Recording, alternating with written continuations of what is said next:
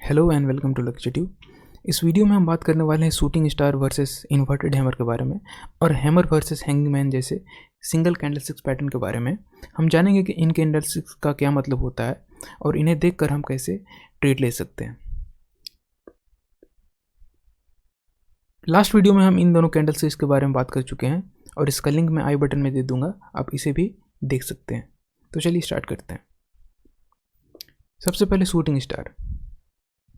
तो shooting star कुछ इस तरह से दिखता है। उसमें एक स्मॉल बॉडी होती है और इसकी लोअर विक काफ़ी स्मॉल या नेग्लिजिबल होती है और एक लंबी सी अपर विक होती है। इन दोनों कैंडल्स का कलर मैटर नहीं करता, बस हमें ये इस बात का ध्यान रखना है कि एक अप ट्रेंड के बाद ये कैंडल बनती हुई दिखनी चाहिए। एक अप ट्रेंड के बाद अगर ये कैंडल बनती है तो इसका ये मतलब होता है कि अब आप एक्सपेक्ट कर सकते हैं कि प्राइस अब नीचे की तरफ जा सकती है। तो ये एक रिवर्सल साइन देती है और एक अप ट्रेंड के बाद अगर ये बनती है तो हम एक्सपेक्ट कर सकते हैं कि प्राइसेस अब नीचे की तरफ जाएगी। तो इसका एक एग्जांपल देख लेते हैं हम। यहाँ आप देख सकते हैं कि एक अप ट्रेंड के बाद हमें एक शूटिंग स्टार बनती हुई दिखती है और प्राइसेस नीचे की तरफ चली जाती है। अगर आप यहाँ एक ट्रेड लेना चाहते हैं तो शूटिंग स्टार के बाद कि नेक्स्ट कैंडल बनने का वेट कर सकते हैं और नेक्स्ट कैंडल बन जाने के बाद आप इसके ओपनिंग प्राइस में स्टॉप लॉस रख के इसके क्लोजिंग प्राइस में आप इसको सेल कर सकते हैं। Next, inverted hammer. Inverted hammer भी बिल्कुल शूटिंग स्टार की तरह ही दिखती है। इन दोनों में अंतर यही होता है कि यदि एक अप ट्रेंड के बाद इस तरह की शेप दिखती है तो हम उसे शूटिंग स्टार कहते हैं। वहीं अगर एक डाउन ट्रेंड के बाद ऐसी शेप देखने को मिलती है तो हम उसे इन्वर्टेड हैमर कहते हैं। और इन्वर्टेड हैमर हमें एक बुलिश साइन देती है और हम एक्सपेक्ट कर सकते हैं कि एक डाउन ट्रेंड के बाद अब प्राइसेस ऊपर की तरफ जा सकती है। शूटिंग स्टार की तरह ही इसकी बॉडी स्मॉल होती है, अपर विक लंबी सी होती है और एक छोटी सी लोअर विक होती है या नेग्लिजिबल लोअर विक हो सकती है। ओके, तो ये भी हमें एक रिवर्सल साइन देती है। इसका भी एक एग्जांपल देख लेते हैं। यहाँ आप देख सकते हैं एक डाउन ट्रेंड के बाद हमें एक इन्वर्टेड हैमर बनती हुई दिखती है और प्राइसेस ऊपर की तरफ चली जाती है।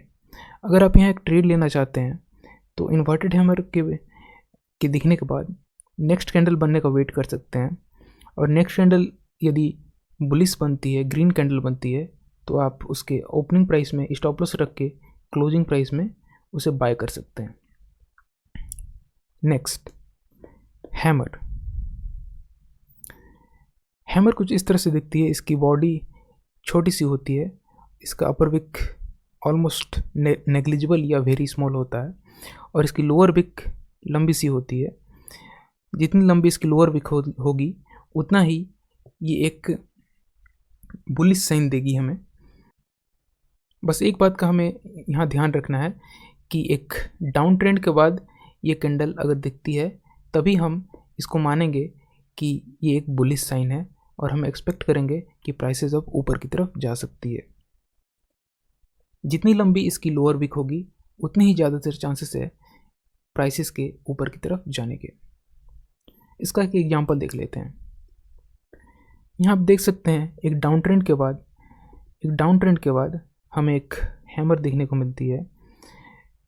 एक छोटी सी इसकी अपर विक है, छोटी सी बॉडी है, एक लंबी सी लोअर विक है और इसके बनने के बाद प्राइसेस ऊपर की तरफ चली जाती है।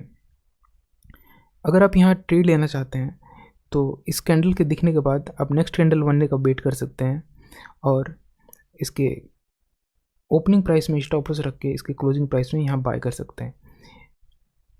हैंगिंग मैन भी बिल्कुल हैमर की तरह ही दिखती है। इसकी एक छोटी सी बॉडी होती है और अपर विक काफ़ी नेग्लिजिबल या स्मॉल सी होती है और लंबी सी एक लोअर विक होती है। हैमर और हैंगिंग मैन में डिफरेंस यही है कि एक डाउन ट्रेंड के बाद ऐसी शेप वाली कैंडल दिखने को मिलती है तो हम उसे हैमर कहते हैं। वहीं एक अप ट्रेंड के बाद हमें ऐसी कैंडल दिखने को मिलती है तो हम उसे हैंगिंग मैन कहते हैं। हैंगिंग मैन हमें एक बियरिश साइन देती है और अगर एक अप ट्रेंड के बाद ऐसी कैंडल बनती हुई दिखती है तो हम एक्सपेक्ट कर सकते हैं कि प्राइसेस अब नीचे की तरफ जाने वाली है।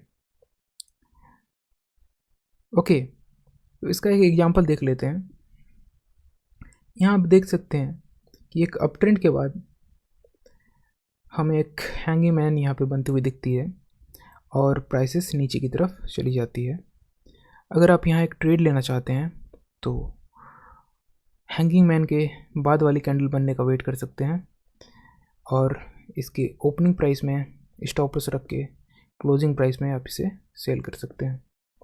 ओके, तो अब तक हमने जितने भी इम्पोर्टेंट सिंगल कैंडल स्टिक्स होते हैं उनके बारे में बात कर ली है। आगे आने वाली वीडियोस में हम मल्टीपल कैंडल स्टिक्स के बारे में बात करेंगे। हम जानेंगे कि उनका क्या मतलब होता है और उनको देख के हम कैसे ट्रेड ले सकते हैं। So that's all for now. Thanks for watching.